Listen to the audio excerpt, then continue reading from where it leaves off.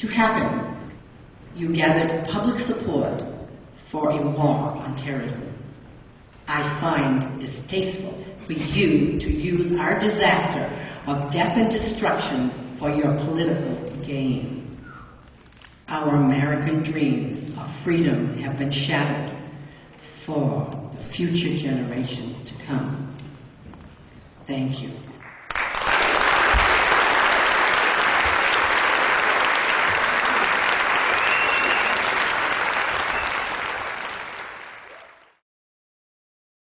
Barry Zellman ha perso il fratello nel crollo della Torre Sud. I just embrace people that understand that 4 airplanes, an hour and a half between the first impact and the second impact, with zero military response in the United States, it didn't happen that way. It couldn't have happened that way. You're talking about the most intelligent agencies that we have in the face of Europe, state-of-the-art agencies, and there was zero military response. And, you know, I'm a fair person. I listened to all sides of the argument, and I did research upon research, and no one could give me the answer. But it's very transparent because our own president did not want to investigate this tragedy. And I'm standing before you today for one reason. The only thing that I could give my brother is the truth. That's it. I didn't get paid a cent.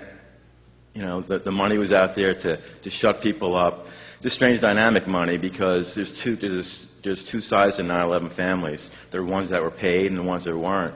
But the money was there for one reason: it's to keep people, pay them off and keep them quiet. And I thank people like you that are listening. Thank you very much.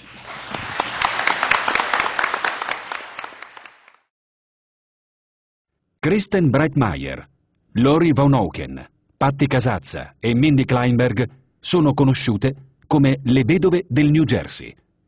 Dal giorno degli attentati hanno unito le loro forze e combattono incessantemente perché la verità venga a galla.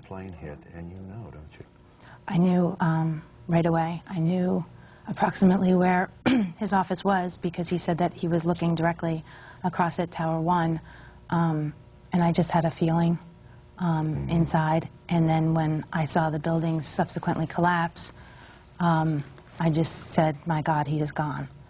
And I fell to the floor and... What happened after those planes took off? And I think you feel this way too. Do you want to talk about that? You know, I have a lot of problems with the Pentagon. I don't understand how a plane could hit our Defense Department, which is the Pentagon, an hour after the first plane hit the first tower.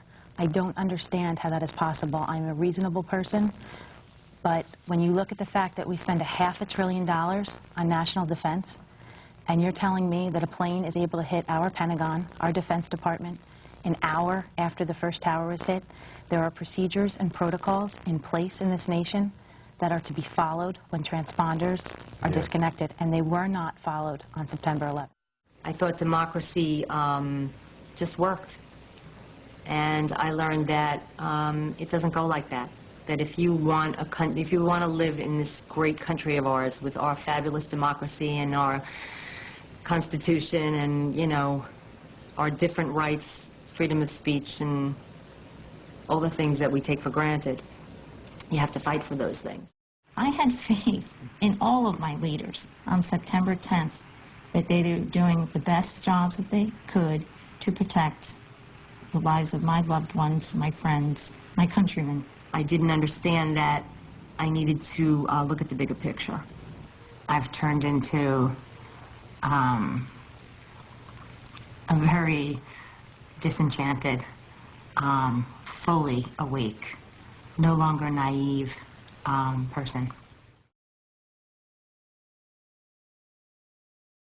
I want to meet with the NSA, CIA, and the FBI together in one room. I'm sitting there with a FBI agent who's very high up, not the director, but nonetheless very high up in the FBI.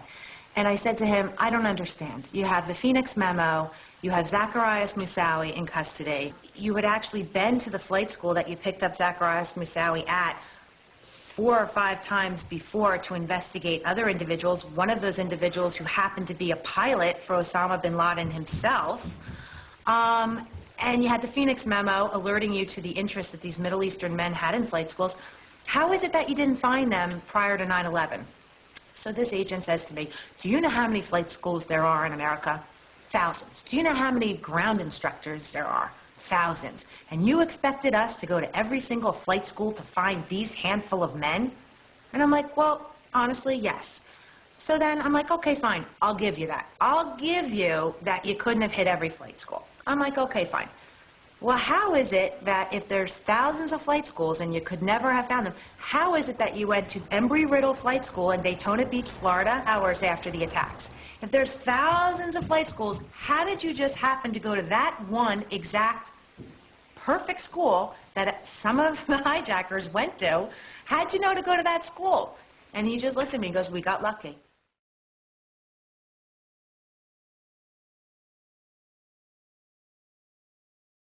The last routine communication between ground control and the plane occurred at 8:13 a.m.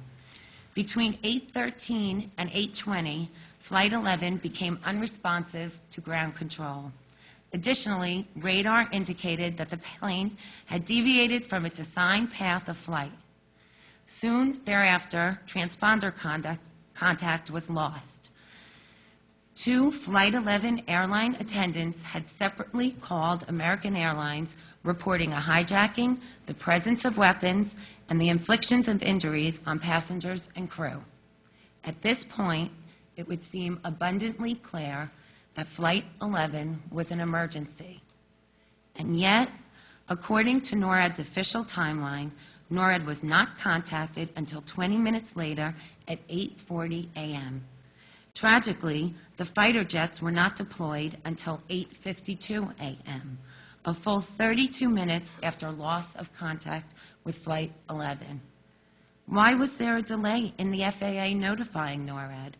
Why was there a delay in NORAD scrambling fighter jets? How is this possible when NEADS was fully staffed with planes at the ready monitoring our airspace? Flight 175, 77, and 93 all had the same repeat pattern of delays in notification and delays in scrambling fighter jets.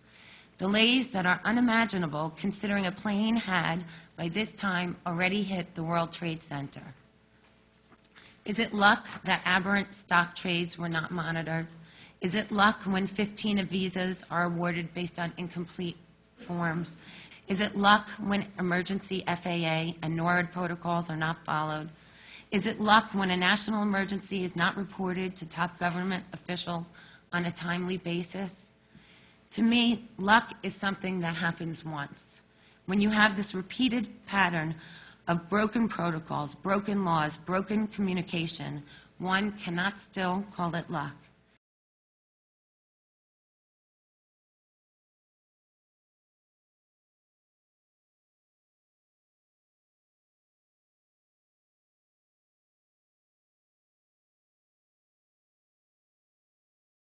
As a Midwesterner, I might say to you, I've been impressed time and again with the pride you've expressed in New York City, and I admire that greatly, and I think that may your help, your leadership, and your cooperation with this commission.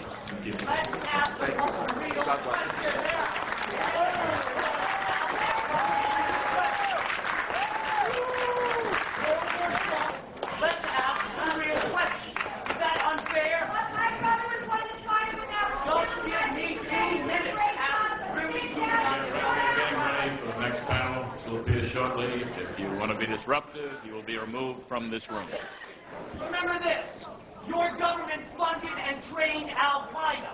Repeat it again, your government funded and trained Al-Qaeda. I'll say it one more time.